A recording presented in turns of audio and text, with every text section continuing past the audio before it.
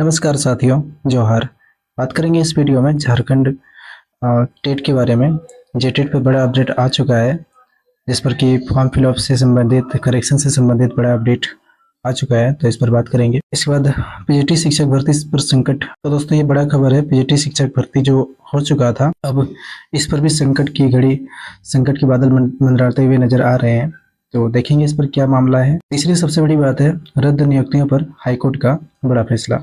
तो दोस्तों जैसे ही झारखंड सरकार के द्वारा सीजीएल और जेपीएससी के भर्तियों को रद्द किया गया था, तो सारे कैंडिडेट हाईकोर्ट में पहुंचे हुए थे और वहां पर अपील दायर किए थे। अपील दायर करने के बाद आज उसका सुनवाई था। तो देखेंगे कि सुनवाई पर क्या क्या बातें हुई, हाईकोर्ट ने क्या निर्देश जारी किया है। तो दोस्तों इन सारी चीज़ों पर बात करेंगे डिटेल्स में वीडियो में आगे। तो वीडियो शुरू करने से पहले आपसे छोटी सी गुजारिश है कि अभी तक अपने चैनल को सब्सक्राइब नहीं किया तो चैनल को सब्सक्राइब कर दीजिएगा और बेल आइकन को ऑन कर लीजिएगा। साथ ही वीडियो अगर पसंद आए तो लाइक जरूर कीजिएगा। आपका एक लाइक हमें मोटिवेशन देता है वीडियो को आगे बनाने के लिए। तो चलिए देखते हैं आज का नोटिस। तो साथियों ये है आज का पेपर 20 अगस्त का, जिसमें झारखंड एकेडमिक काउंसिल रांची के द्वारा इसमें प्रकाशित किया गया है और बताया गया है कि क्या क्या करेक्शन हुआ है, करेक्शन क्या क्या कर सकते हैं और कब तक कर सकते हैं, सारी डिटेल्स इस पर दिया गया है। तो बात करते हैं। तो दोस्तों सबसे पहले आपको अगर करेक्शन करना है तो आपका फॉर्म को अप्लाई करने टाइम किसी प्रकार की गलतियां अगर हुई है तो आप 20 तारीख से लेकर 31 तारीख तक अपने फॉर्म को करेक्शन कर सकते हैं। अब बात करते हैं कि इसमें क्या क्या आप करेक्शन कर सकते हैं। तो आप सबसे पहले अपना आईडी को लॉगिन करेंगे। लॉगिन करने के बाद आपके अपना नाम, पिता का नाम, माता का नाम, जन्म तिथि, पता, विषय आदि में संशोधन का ऑप्शन निम्नवत रूप से प्रदान किया जा रहा है। ठीक है, तो साफ साफ आप ये समझिए कि इस करेक्शन के दौरान आप अपना नाम चेंज कर सकते हैं, पिता का नाम चेंज कर सकते हैं, माता का नाम चेंज कर सकते हैं, जन्म तिथि चेंज कर सकते हैं, अपना एड्रेस चेंज कर सकते हैं और विषय चेंज कर सकते हैं। इसके अलावा और कुछ चेंज नहीं कर पाएंगे। तो ध्यान में रखिएगा क्या क्या चेंज कर सकते हो। अपना नाम चेंज कर सकते हैं, पिता का नाम चेंज कर सकते हैं, माता का नाम चेंज कर सकते हैं, जन्म तिथि चेंज कर सकते हैं और अपना एड्रेस चेंज कर सकते हैं और साथ ही विषय चेंज कर सकते हैं। इतनी चीजों को आप बदल सकते हो, एडिट कर सकते हो। अब इम्पोर्टेंट बात यह है कि यह एडिटिंग का जो डेट है वो कब से कब तक है। तो 20 तारीख से लेकर 31 तारीख तक इसका एडिटिंग का टाइम रखा गया है। आगे ये डेट्स नहीं बढ़ेगा। ठीक है, तो आपका किसी प्रकार की अगर गलतियां हुई है तो अपना लॉगिन आईडी पासवर्ड डालकर लॉगिन कर लीजिएगा, जहां से आप ऑनलाइन अप्लाई किए होंगे। ऑनलाइन करने के बाद आप क्या करेंगे, लॉगिन करने के बाद आप इन सारी चीज़ों को अपडेट कर पाएंगे, चेंज कर लीजिएगा। तो याद रखिएगा इसका जो डेट है 20 अगस्त से लेकर 31 अगस्त तक रखा गया है। अब आगे बात कर लेते हैं कि किन चीज़ों पर बदलाव आप नहीं कर सकते हैं।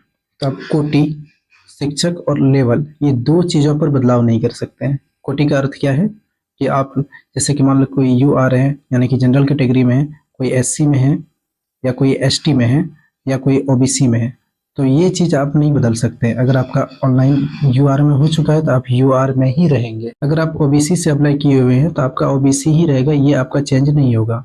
ठीक है दोस्तों, अगर इसमें अगर गलतियां हुई है, ओबीसी की जगह अगर आपका एससी हो गया है या एससी की जगह ओबीसी हो गया है, एसटी हो गया है, मतलब कोटि में किसी प्रकार की अगर आपकी गलतियां हुई है तो ये आपका चेंज नहीं होगा। दूसरा शिक्षक का लेवल, यानी कि इसमें आपको पता होगा कि दो लेवल में इसका फॉर्म भरा गया था, लेवल 1 और लेवल 2। तो अगर लेवल में किसी प्रकार की गलतियां अगर हुई है, आपका मान लीजिए कि लेवल आपका 1 भरना चाहिए था, लेवल 2 भर दिए हैं, लेवल 1 भरना चाहिए था या लेवल 2 कर दिए हैं, या फिर आप दोनों करना चाहते हैं, तो इसमें आप किसी प्रकार का बदलाव नहीं कर पाएंगे। आप फॉर्म भरने टाइम जो भी लेवल सिलेक्ट किए हैं आपका वही लेवल रहने वाला है। उम्मीद करता हूँ ये दो चीजें आपको समझ में आई होगी। कोटि और लेवल, ये दो चीज छोड़ के बाकी सारा चीज आप अपडेट कर सकते हैं। तो ध्यान में रखिएगा इसका जो लास्ट डेट है वो 31 अगस्त तक है। आज इसका एडिटिंग शुरू हो चुका है। अपना लॉगिन आईडी पासवर्ड डालकर इसको एडिट कर सकते हैं। ठीक है दोस्तों, तो ये था जेटेट का अपडेट, जिस पर कि बड़ा अपडेट आ चुका है। अब आगे देखते हैं कि एग्जाम का डेट इसका कब आता है, एग्जाम कब होता है, ये देखने वाली बातें होगी। तो जेटेट का खबर यहीं तक था। अब आगे बात करते हैं हाईकोर्ट का क्या निर्देश है। तो अगला इन्फॉर्मेशन बात कर लेते हैं। पीजीटी परीक्षा पर राज्यभर में 24 केंद्रों पर हुई थी शिक्षक। तो साथियों आपको पता होगा पीजीटी परीक्षा राज्यभर में 24 जिलों पर 24 केंद्रों में हुई थी। शिक्षक बनने वाले 60% अभ्यर्थी सिर्फ 6 जिलों से हुए पास। तो आपको ये जानकर हैरानी होगी कि लगभग 3120 सीटों पर +2 शिक्षकों की नियुक्ति हुई थी और इसमें लगभग 60% यानी कि 60% स्टूडेंट जो है वो सिर्फ 6 सेंटरों से पास हुए थे। ये पूरा डाटा पेपर में दिया हुआ है आज का पेपर में, जिसमें देख पाएंगे कि राज्य में 3120 +2 शिक्षकों की नियुक्ति कराया गया था और इसमें 24 केंद्रों पर परीक्षा हुई थी। और हैरानी की बात यह है कि सेंटर संख्या 102 से सबसे ज्यादा शिक्षकों की नियुक्ति हुई है। ठीक है, ये कहाँ का सेंटर था, तो ये बोकारो का सेंटर था। और आपको ये समझ जानकर हैरानी होगी कि परीक्षार्थी परीक्षा में सफल हुए।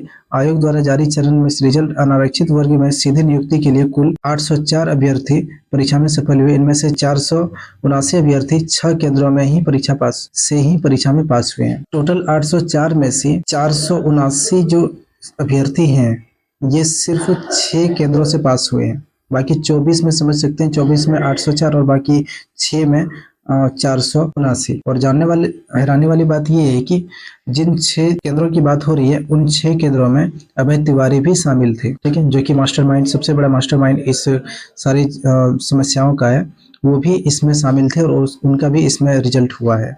तो ये सोचने वाली बात है। अब देखते हैं कि ये जो समस्या है ये कहाँ तक आगे जाता है, क्या इसकी भी नियुक्तियां रद्द होगी या इस पर क्या मामला होगा, क्योंकि ये भी टीडीपीएल के माध्यम से ही कराया गया था। और आपको पता है कि टीडीपीएल के माध्यम से जितनी परीक्षाएं हुई थी उन पर सभी पर रोक लगाने का घोषणा झारखंड सरकार ने किया था। तो इसलिए ये भी एक समस्या का विषय बना हुआ है, क्योंकि टीडीपीएल एक बड़ी समस्या बन चुकी है झारखंड सरकार के लिए। ठीक है दोस्तों, तो ये था पीजीटी परीक्षार्थियों के लिए।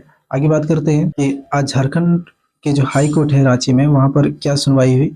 तो आपको बता दो दोस्तों, झारखंड हाईकोर्ट ने सरकार को बड़ी फटकार लगाते हुए नियुक्ति रद्द करने के फैसले पर रोक लगा दी है। जिन अभ्यर्थियों का इसमें नियुक्ति हुआ था उनके लिए बड़ी राहत वाली बात है, उनके लिए बड़ी खुशखबरी है कि हाईकोर्ट ने इस पर फिलहाल रोक लगा दिया गया है। हाईकोर्ट ने सुनवाई के दौरान कहा है कि किसी भी कीमत पर मेहनती छात्रों की नौकरी नहीं जानी चाहिए। मालूम हो कि राज्य सरकार ने जेपीएससी की 11वीं से 13वीं और फूड सेफ्टी के अधिकारियों की नियुक्ति रद्द कर दिया था। 11वीं और 13वीं जेपीएससी का जो नियुक्तियां हुई थी इनको रद्द कर दिया गया था और सारे अभ्यर्थी हाईकोर्ट में पहुंचे। हाईकोर्ट में आज इसका सुनवाई हुआ था और सुनवाई के दौरान इन्होंने नियुक्ति को रद्द करने का जो फैसला था उसको निरस्त कर दिया है। इससे दोनों कैडरों और अधिकारियों को भारी राहत मिली है। जेपीएससी सीजीएल की परीक्षा पर आज कोई सुनवाई नहीं हुई। जेएसएससी सीजीएल का जो मामला था उस पर आज सुनवाई नहीं हो पाई है।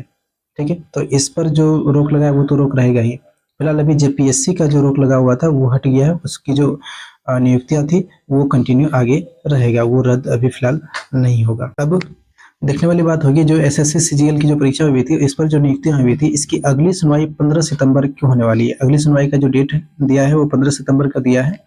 तो इस पर देखना होगा कि हाईकोर्ट का क्या इसमें निर्देश आता है, हाईकोर्ट क्या इसमें डिसीजन देती है। आज न्यायमूर्ति दीपक रोशन की अदालत में हुई सुनवाई प्रार्थियों की ओर से अधिवक्ता इंद्रजीत सिन्हा, अधिवक्ता अमृतांश और अधिवक्ता पीएएस पति ने पक्ष रखा। तो आप लोग कमेंट करके बताइएगा कि हाईकोर्ट के इस फैसले से आप कितना सहमत हैं और आपके विचार में क्या होना चाहिए था, क्या नहीं होना चाहिए था, कमेंट करके हमें जरूर बताइएगा। तो ये था दोस्तों जेटेट पर बड़ा अपडेट और पीजीटी शिक्षक भर्ती पर जो संकट है वो और हाईकोर्ट की जो सुनवाई हुई उन सारी चीज़ों को मैंने एक्सप्लेन करने का प्रयास किया, आपके सामने रखने का प्रयास किया। अगर वीडियो पसंद आया तो लाइक जरूर कीजिएगा। चैनल को अभी तक सब्सक्राइब नहीं किए हैं तो चैनल को भी सब्सक्राइब कर लीजिएगा, बेल आइकन को साथ में ऑन कर लीजिएगा। ठीक है दोस्तों, मिलते हैं आपसे अगले वीडियो में अगले अपडेट के साथ। तब तक के लिए धन्यवाद।